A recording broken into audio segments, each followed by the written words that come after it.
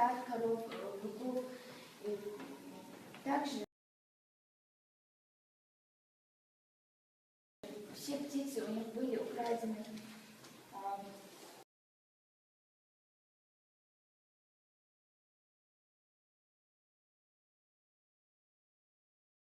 Прямо к началу войны, прямо в начале войны уже голодали все деревни, большинство.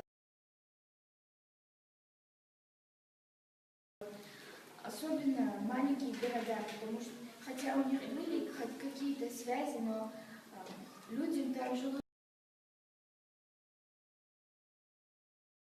хуже, потому что они не занимались никаким земледелием, не могли.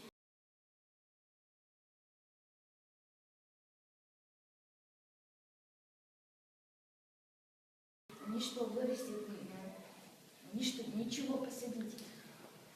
И однажды, когда мой дед в очередной раз отправлялся, чтобы передать какой-то лист, он встретил по дороге машину.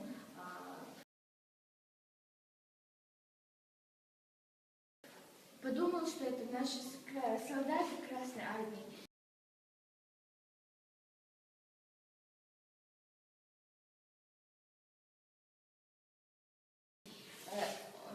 Он к ним подошел и хотел попросить дорогу.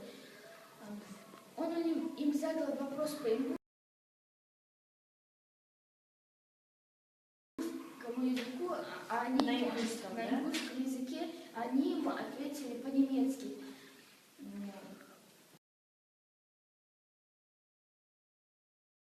Оказывается, это были кто?